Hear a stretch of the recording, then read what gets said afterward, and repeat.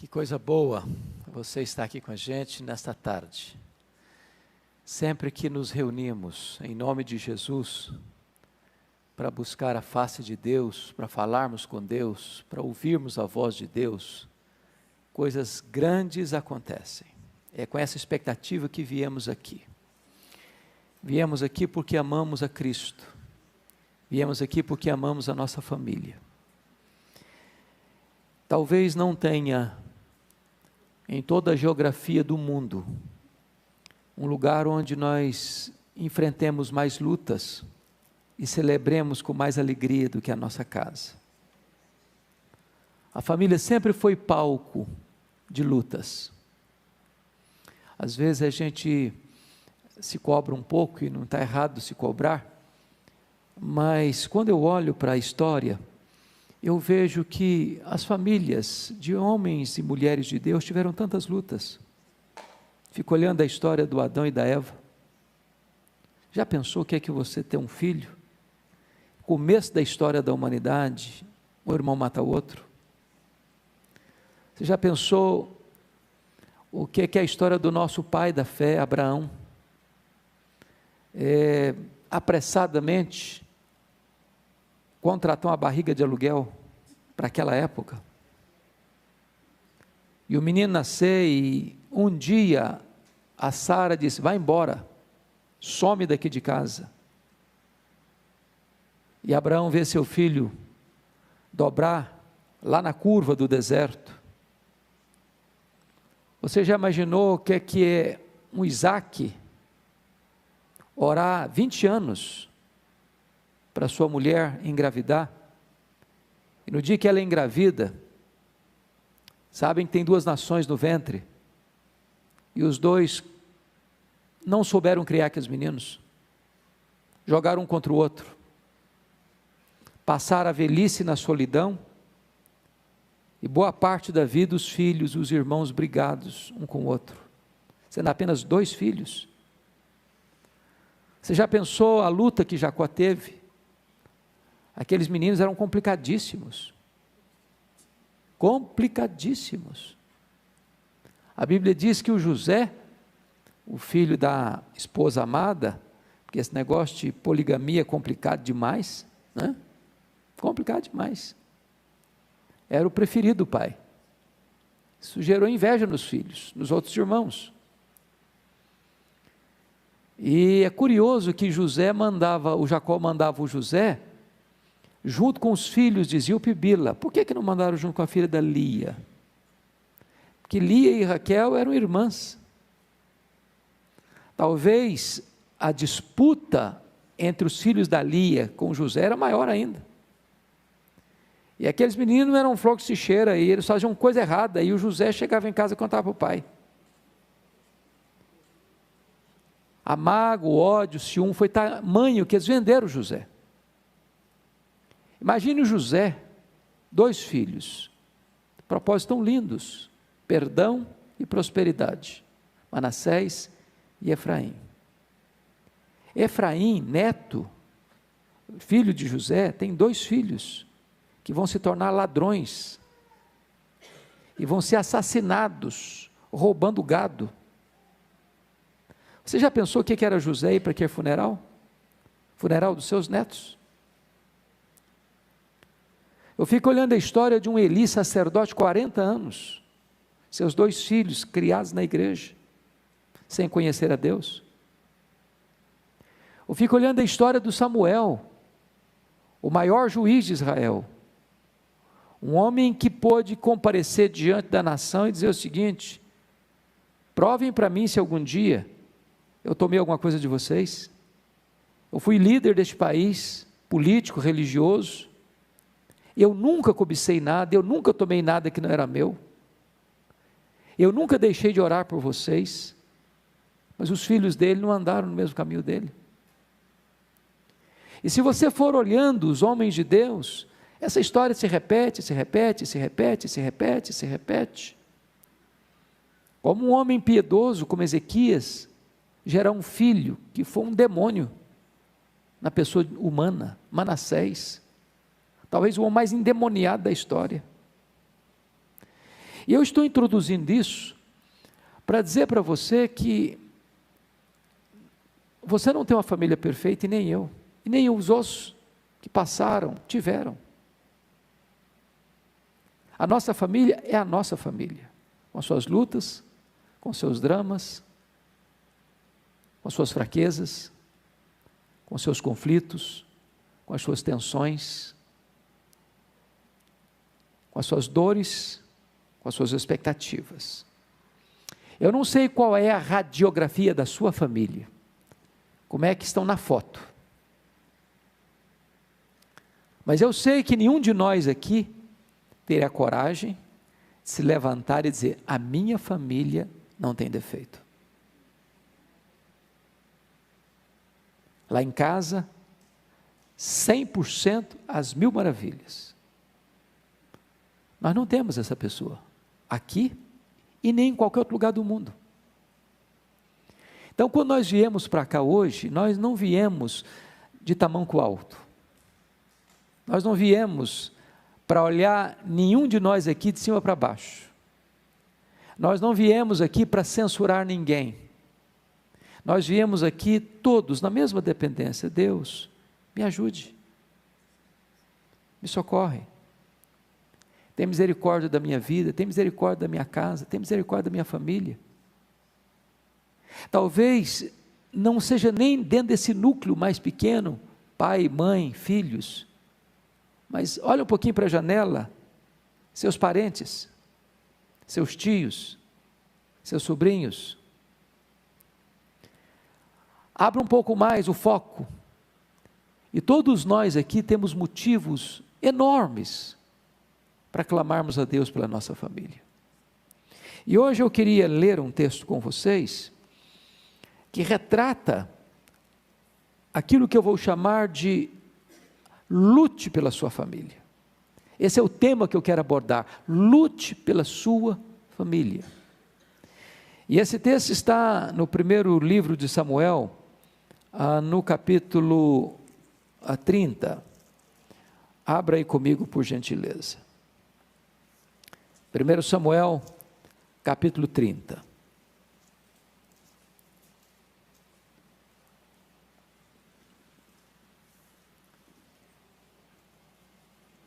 está escrito o seguinte: sucedeu, pois, que chegando Davi e os seus homens ao terceiro dia a Ziclague, já os amalequitas tinham dado com ímpeto contra o sul Ziclague, e a esta ferido e queimado. Tinham levado cativas as mulheres que lá se achavam, porém a ninguém mataram, nem pequenos nem grandes. Então somente os levaram consigo e foram o seu caminho. Davi e os seus homens vieram à cidade e ele a queimada, e suas mulheres, seus filhos e suas filhas eram levados cativos. Então Davi e o povo que se achava com ele ergueram a voz e choraram, até não terem mais forças para chorar. Também as duas mulheres de Davi foram levadas cativas, Ainoã, jezreelita, e Abigail, a viúva de Nabal, carmelita. Davi muito se angustiou, pois o povo falava de apedrejá-lo, porque todos estavam em amargura, cada um por causa de seus filhos e de suas filhas. Porém Davi se reanimou no Senhor seu Deus. Disse Davi a Abiatar o sacerdote, filho de Aimeleque: traze-me aqui a estola sacerdotal. E Abiatar a trouxe a Davi. Então consultou Davi ao Senhor, dizendo: perseguirei eu o bando, alcançá-lo-ei? Respondeu-lhe o Senhor: persegue-o, porque de fato o alcançarás, e tudo libertarás. Agora verso 18 a 20. Assim Davi salvou tudo quanto haviam tomado os amalequitas. Também salvou as suas duas mulheres. Não lhes faltou coisa alguma, nem pequena, nem grande, nem os filhos, nem as filhas, nem o despojo, nada do que lhes havia tomado, tudo Davi tornou a trazer. Também tomou Davi todas as ovelhas e o gado, e o levaram diante de Davi, e diziam: este é o despojo de Davi. Bom, vocês conhecem o contexto. É uma crise familiar. Davi vem de uma família complicada. E quando ele foi ungido rei de Israel em lugar de Saul, por Samuel, o problema se agravou dentro da casa dele, porque todos os irmãos dele esperavam que algum deles pudesse ser o ungido de Deus, menos o Davi. E aí, Davi é ungido, mas em vez dele ir para o trono, Deus o matricula na escola do quebrantamento. E aí, num determinado dia, os seus irmãos, os 3 mais velhos, estavam numa guerra, e o Jessé disse para ele: Davi, vai lá e leva uns queijos para os seus irmãos. O Davi podia até falar: papai, o senhor não está entendendo nada, o senhor sabe que aconteceu um fato aqui na nossa casa, Deus mandou o profeta Samuel aqui para me ungir rei, eu já tenho a unção de rei, eu não vou ser office boy não, o senhor quer mandar, manda outro, eu não. Como é que fica a minha imagem? Como é que fica a minha reputação? Quando ele chega naquele ambiente, os soldados de Saul estavam com muito medo de um gigante, já tinha 40 dias que eles fugiam, e o Davi se dispõe a enfrentar o gigante. Isso provoca a ira no seu irmão mais velho, o Eliabe, que humilha diante dos seus pares. Então Davi já vem de uma família onde ele estava enfrentando muitos problemas, mas naquele dia, ele fica sabendo que a recompensa para quem derrotasse aquele gigante, era casar com a filha do rei. Pô, ele já tinha a unção do rei, casar com a filha do rei que ele ia suceder, ele pensou: prato feito para mim. Pois bem, ele se torna genro do homem que ele havia de suceder. Só que esse homem que ele havia de suceder, o Saul, daqui a pouco vira a casaca, e começa a perseguir o Davi para matá-lo. É o sogro querendo matar o genro. Você acha que pode ter um problema mais complicado que esse numa família? Só que o sogro é o rei, e ele sabe que, embora o sogro não está vivendo direito, ele não pode atentar contra a vida dele, e ele tem que fugir para as cavernas, para os campos, para os desertos, para todo lado, e ele não tem mais para onde fugir. Aí ele foge do território de Israel, vai buscar asilo político no território dos inimigos de Israel, entre os filisteus, e ele leva consigo um bando de homens amargurados, que ele tinha reunido, treinado, que eram seus aliados e soldados, com as suas respectivas famílias. E esse rei filisteu resolve amar Davi, cuidar de Davi, dar atenção para Davi, até designou uma cidade específica para ele ficar, com as suas famílias respectivas, seus homens e suas famílias respectivas. Quando de repente, esse rei filisteu declara guerra contra Saul. A essas alturas, Davi é o escudeiro do rei filisteu, e Davi está indo na frente do exército do rei filisteu, defendendo o inimigo de Israel. Olha que constrangimento, olha que tensão. Nessa hora os príncipes filisteus disseram assim: esse cara não deve ir com a gente não. Primeiro, ele é israelita. Segundo, ele é guerreiro. Se ele voltar contra nós, nós estamos perdidos. Dispensaram o Davi. Quando ele volta para Ziclag, a cidade refúgio dele, ele constata que a cidade tinha sido atacada, ferida, queimada, e os amalequitas tinham levado embora os despojos, os rebanhos, e tinham levado embora as mulheres, os filhos, as filhas. Quando ele chega e vê esse cenário, seus homens se revoltam contra ele, porque quando mexe na sua família, você se mexe. Nada mais desestrutura a vida da gente que mexer com a sua família, mexer com a nossa família.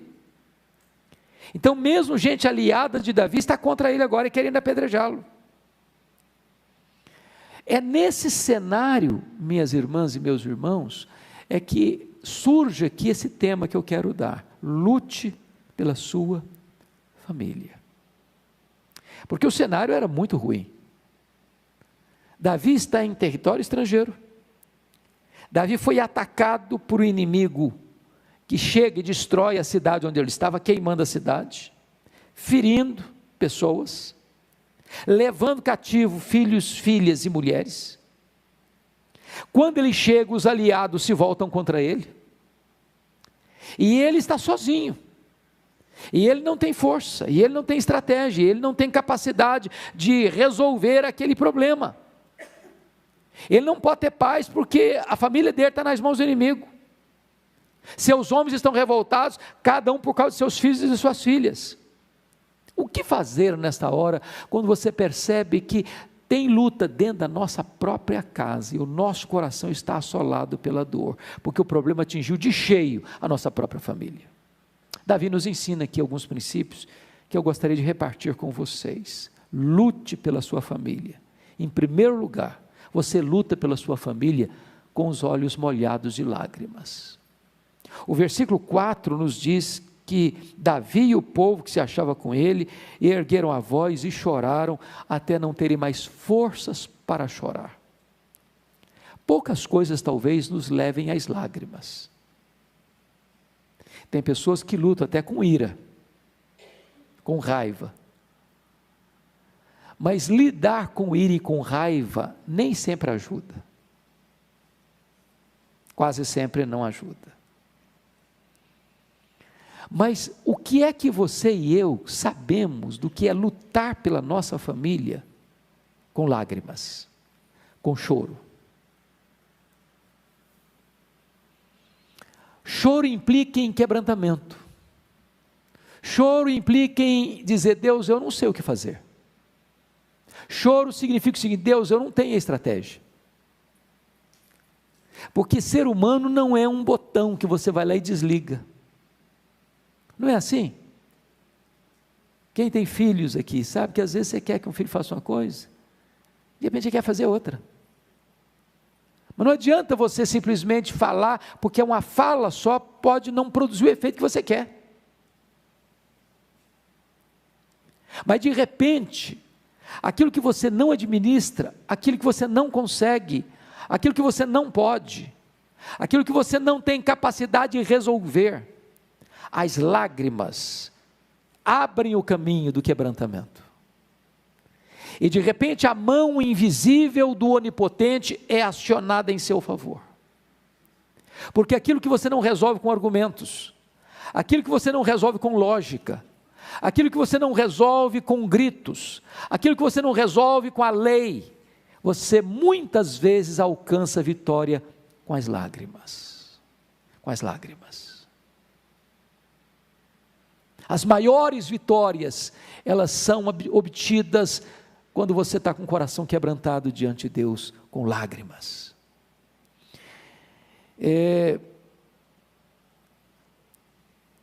Eu sei que vocês, mães, e tem muitas mães aqui, e tem outras que hão de ser pela graça de Deus em breve, esperamos, né? São aquelas que talvez mais chorem pelos seus filhos. E ao longo da história, aqueles que Deus mais levantou para serem instrumentos nas suas mãos, foram os filhos das lágrimas. Como o filho de Mônica, 30 anos chorando por ele. E então vem Agostinho. E Ambrósio disse: um filho de tantas lágrimas jamais poderia se perder. Quantas vezes mães que achavam o seguinte: não tem mais jeito, mães que estavam quase jogando a toalha, e de repente o filho das lágrimas é tratado, é transformado, é libertado, é curado, é restaurado, é pleno do Espírito Santo, e Deus levanta como um vaso de bênção nas suas mãos. Quantas vezes as vitórias mais sublimes da vida são fruto das lágrimas, de um pai, de uma mãe. Eu já contei para algumas de vocês, aqui na igreja de Pinheiros, a história do pastor Tim Simbala, que é um pastor batista, lá nos Estados Unidos, da filha dele, primogênita, que saiu de casa na adolescência, e o pai desesperado, não sabia mais o que fazer, pensou até em abandonar o ministério, e ele disse que aquela menina embrenhou-se nas sombras mais escuras, de uma vida completamente rebelde, até o dia que, numa vigília de oração, uma irmã se levanta, e disse assim: pastor, nós nunca levantamos um clamor por essa menina, nós nunca choramos por essa menina. Dá bronca, nem sempre resolve, passar um sermão, nem sempre resolve, mas as lágrimas são irresistíveis, A Bíblia diz que Deus recolhe no seu odre celestial as lágrimas. E naquela noite de lágrimas, de madrugada, aquela menina foi tocada no seu leito, e despertada, e voltou para casa chorando, acertando a sua vida com Deus, com a família e com a igreja. Esse é o primeiro instrumento que nós aprendemos aqui. A segunda coisa que eu chamo a sua atenção, olha comigo, no versículo de número 6, está escrito: Davi muito se angustiou, pois o povo falava de apedrejá-lo, porque todos estavam em amargura, cada um por causa de seus filhos e suas filhas. Porém, Davi se reanimou no Senhor seu Deus. A segunda coisa, não é só lutar pelos nossos filhos ou pela nossa família com lágrimas, mas lutar com um ânimo renovado. Porque tem hora que você chega até a pensar assim: será que vale a pena? Você ora, você jejua, você chora, e parece que o problema não se resolve. De você ver alguém da sua família, da sua parentela, que quanto mais você fala, mais dura a pessoa fica. E notem que, quando Davi se reanima no Senhor seu Deus, tem aí uma palavrinha que antecede a palavra Davi. Qual é a palavrinha que aparece aí na sua Bíblia antes de Davi? Versículo 6. Porém, na língua portuguesa é uma adversativa. Apesar do problema, apesar das pessoas estarem querendo matá-lo, apesar de ele estar sozinho, apesar da tragédia ter desabado sobre a sua família, apesar de sua família estar nas mãos do inimigo, apesar de seus aliados estar contra ele, apesar do choro que está molhando a sua cara, ele se reanima no Senhor seu Deus. Então, ânimo renovado não é fruto de facilidades que podem dar acenos dentro da sua casa. Bom, estou vendo que a coisa está melhorando, então vou ficar animado. Estou vendo que a coisa está ficando melhor, então vou animar de novo. Não, a situação está um caos. Está um caos. Ele não se reanima por causa das emoções dele, ele não se reanima por causa dos aliados dele, ele não se reanima por causa da circunstância favorável. Diz o texto, ele reanimou-se em quem? No Senhor seu Deus. Eu quero encorajar a você que veio aqui hoje a se reanimar no Senhor seu Deus, em relação ao seu casamento, em relação ao seu marido, em relação à sua esposa, em relação aos seus filhos, em relação aos seus pais, em relação aos seus parentes. Reanime-se. Você não está vendo nada no horizonte. Aliás, você está vendo sim, nuvens escuras. Mas apesar da situação, você pode se reanimar no Senhor, seu Deus. Porque quem faz a obra é Deus, irmãos. Quem muda o coração das pessoas é Deus. Esta semana eu estava conversando com uma pessoa, a quem eu amo muito, já com mais de 30 anos de vida conjugal, e disse: pastor, os mesmos problemas que eu via lá no namoro, continuo vendo hoje, 30 anos depois. Não é desalentador isso? O que fazer? Desistir? Reanimar-se no Senhor seu Deus. O milagre não aconteceu, mas você espera que aconteça. O coração ainda não foi tocado, mas você espera que seja. Você não está vendo sinal ainda nenhum, mas você espera que o sinal, ainda que seja do tamanho de uma mão, vai surgir no horizonte. E a promessa da restauração vai chegar. Reanime-se no Senhor, seu Deus. Terceira coisa que eu acho importante destacar nesse texto: lute pela sua família. Davi, olha aí comigo no versículo de número 7, disse Davi a Abiatar, o sacerdote, filho de Ameleque: traz-me aqui a estola sacerdotal, e Abiatar a trouxe a Davi. Então consultou Davi ao Senhor, dizendo: perseguirei eu o bando, alcançá-lo-ei? Respondeu-lhe o Senhor: persegue-o, porque de fato alcançarás, tudo libertarás. A terceira coisa que você precisa fazer para lutar pela sua família é orar a Deus. E notem que orar não é falar muito, nem falar bonito. Hoje me mandaram uma historiazinha muito emocionante. Não sei se é fato, se é verdade, ou se foi criada apenas para motivar. de uma senhora, uma vovó, cuja netinha morava com ela, num casebre muito humilde, numa vila muito pobre, onde não tinha recursos médicos, e a netinha ficou doente, gravemente doente, e era longe, não tinha médico por perto, ela fez uma caminhada muito longa a pé, para ir até o hospital, um hospital público, e quando chegou lá e descreveu a cena da neta, estava assim, à beira da morte, na cama, as pessoas disseram, olha, aqui não tem a mínima chance de nós mandarmos um médico na sua casa, a sua filha, a sua netinha tem que vir aqui para ser atendida, nós não temos médico para mandar lá. E ela sabia que a netinha, primeiro, não aguentava nem levantar da cama, quanto mais fazer uma longa viagem a pé. E ela saiu aflita, assim, sem norte, sem rumo, e ela entra numa igreja, tinha um monte de mulheres orando, e ela nunca tinha orado, sabia como é que orava, viu a mulher ajoelhada e ajoelhou também, viu as mulheres conversando com Deus, eu vou conversar também, falou, Deus, o Senhor sabe que a minha netinha está doente, então Senhor, eu queria que o Senhor fosse lá em casa curar minha filha, a minha neta, olha, minha casa fica na rua tal, na vila tal, o senhor dobra, passa a ponte, dobra, tem um supermercadinho, o senhor passa em frente, e lá em casa a porta está fechada, então se o senhor chegar lá, o senhor vai ver que a chave eu deixei debaixo do tapete vermelho, agora quando o senhor entrar, o senhor não esquece de deixar a chave também, debaixo do tapete, porque senão eu chego lá, a porta está fechada, e a mulherada olhando para aquela mulher, deu risada, não sabe nem orar, está vendo não? Começaram a criticar a mulher, não sabia orar, tadinha, fez do jeito dela, quando voltou, uma surpresa, a netinha estava no quintal brincando, uai filho, o que aconteceu? Uai vovó, só não foi buscar o médico? Pois o médico veio, ele esteve aqui, vestido de branco, tão bonito vovó, ele pôs a mão na minha cabecinha e disse, você vai ficar boa,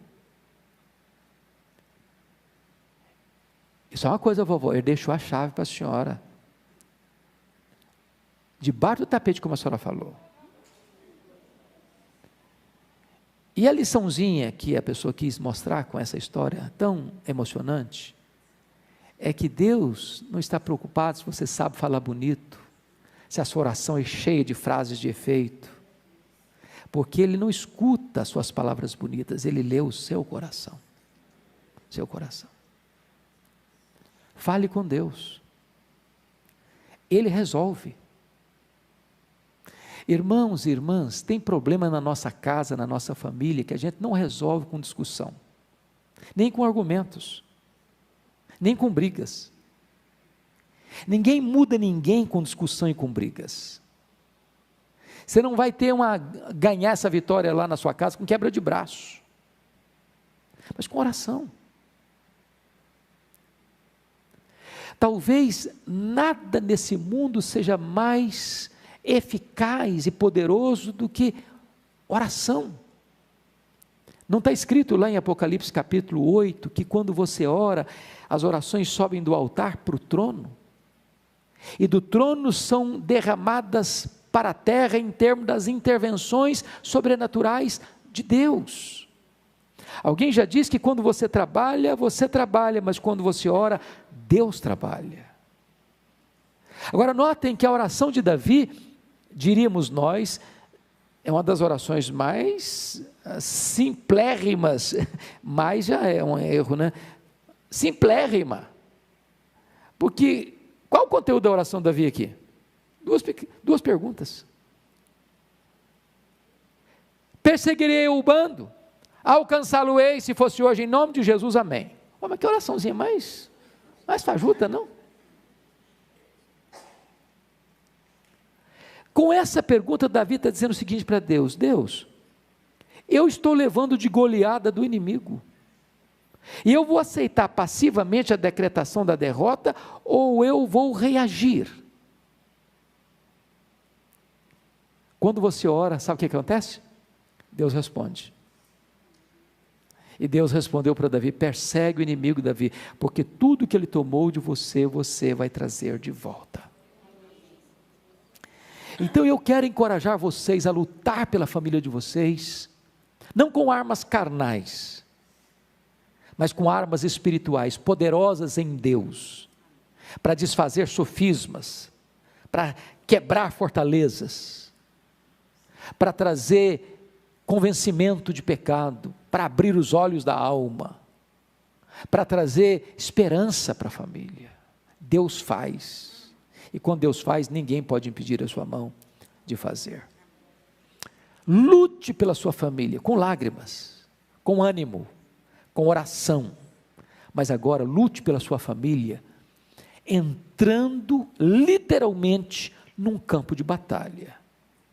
Porque veja vocês, no versículo de número 9, partiu pois Davi, ele e os 600 homens que com ele se achavam, chegaram ao ribeiro de Besor, onde os retardatários ficaram. Davi, porém, com 400 homens, continuaram a perseguição, pois que 200 ficaram para trás, por não poder, de cansados que estavam, passar o ribeiro de Besor. Então preste atenção nisso. Oração não dispensa ação.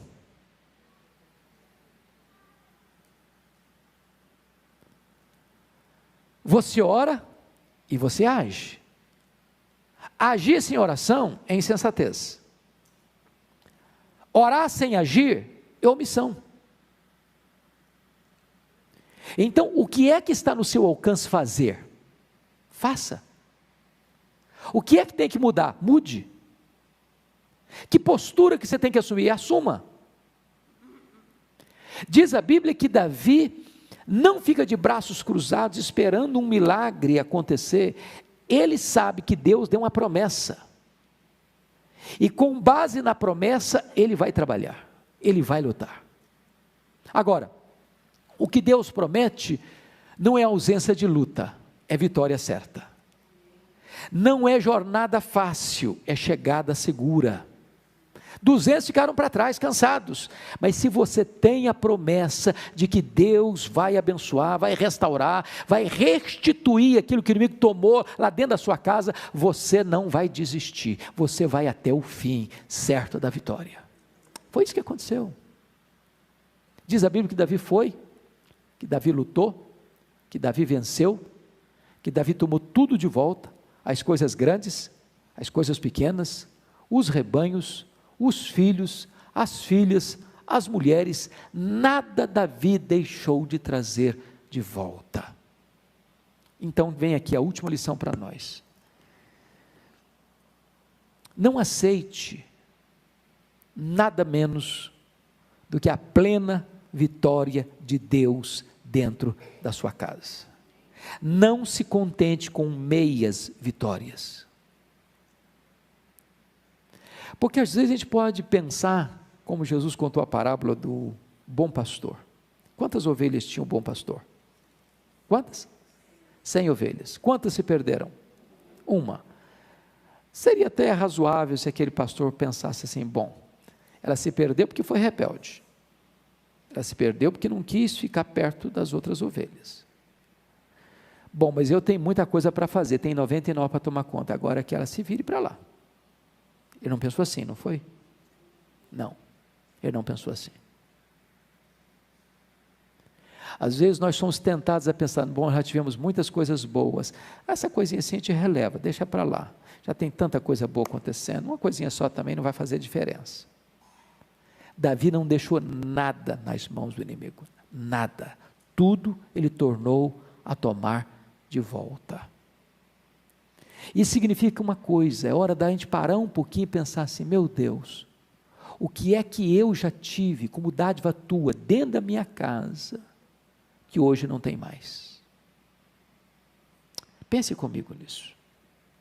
O sorriso, o diálogo, antes de sair de casa e dar um beijinho no marido, na esposa, ou nos filhos, chega em casa e dá um abraço. Como é que foi seu dia? Tudo bem? De sentar ao redor da mesa para uma refeição? Ou de vir para a igreja juntos? O que é que um dia você já teve de uma maneira mais expressiva dentro da sua casa e que com o tempo foi perdendo o brilho? Entrando numa rotina pesada, árida, seca. que foi acabando. E você precisa tomar de volta. Quem sabe no relacionamento conjugal, a rotina. Quem sabe algumas coisinhas que foram sendo esquecidas. O brilho nos olhos, o carinho, o abraço, o beijo, o afago, a palavra de ânimo, de encorajamento. Coisas pequenas talvez, que você nem percebe, que está se perdendo. Tome de volta. Que o melhor daquilo que você já teve até hoje, seja a medida mínima do que Deus vai fazer daqui para frente.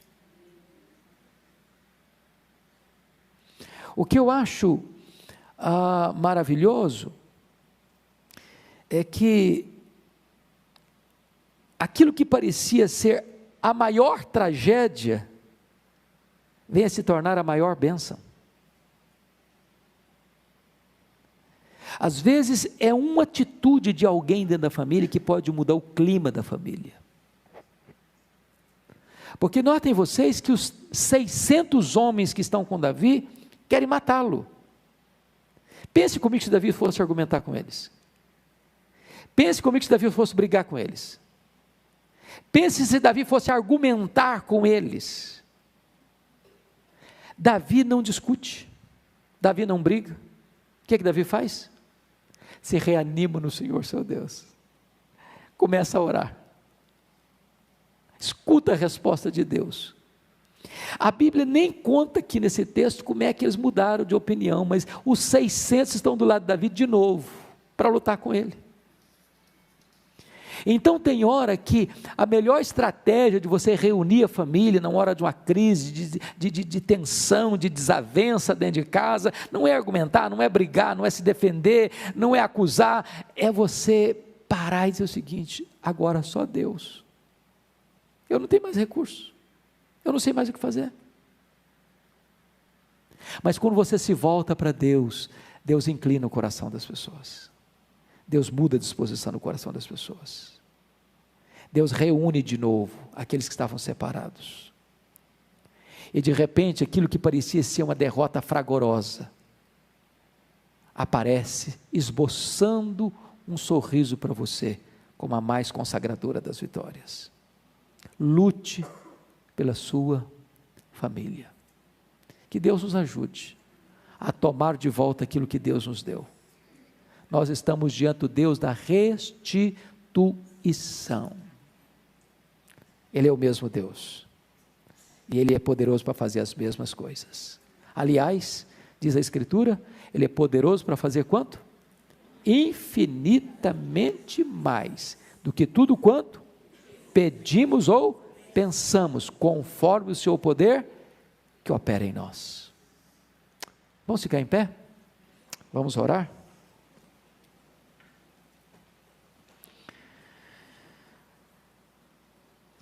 Deus amado, nós te rendemos graças nesta tarde, porque a tua mão nos trouxe aqui, nesta casa, nesta tarde, para buscarmos a tua face. Nós viemos aqui também colocar a nossa casa, nossa família, nossa parentela nas tuas mãos, porque tu conheces, Deus, o que vivemos, tu conheces as pessoas que estão à nossa volta, tu conheces aqueles a quem amamos, tu conheces os desejos do nosso coração, para que haja mudança na nossa parentela. Então, Senhor, tu sabes também que nós não conseguimos fazer isso, nós não temos essa capacidade, nós não temos esse poder, mas Deus, nós estamos apelando, tem misericórdia de nós, volta o teu rosto para a nossa casa, volta o teu rosto para a nossa família, aquilo que nós não podemos fazer, tu és poderoso para fazer. Então Deus, assim como Davi chorou, traz também lágrimas aos nossos olhos. Nós não queremos entrar nessa luta pela família de olhos enxutos. Em nome de Jesus, quebra, Senhor, toda a dureza do nosso coração. Meu Deus, em nome de Jesus, não deixe que o nosso ânimo se abata, Senhor, não deixe que a gente entregue os pontos, jogue a toalha, desanime, retroceda, dá-nos ânimo, Senhor, dá-nos ânimo para lutar pela nossa família, ânimo para lutar pela nossa casa, ensina-nos a orar, ensina-nos a colocar as nossas causas impossíveis nas Tuas mãos, ensina-nos, Deus, a entender que só Tu tens poder de agir milagrosa e extraordinariamente dentro da nossa casa, e dá-nos forças, Deus, para fazer o que está no nosso alcance fazer, e dá-nos também disposição de não deixarmos nada nas mãos do inimigo, mas tomarmos tudo de volta, aquilo que Tu nos deste, porque tudo que nós temos e somos veio das Tuas mãos, e nós queremos consagrar de volta no Teu altar. Em nome de Jesus oramos, amém. Deus abençoe, irmãs e irmãos, Deus derrame graça sobre vocês.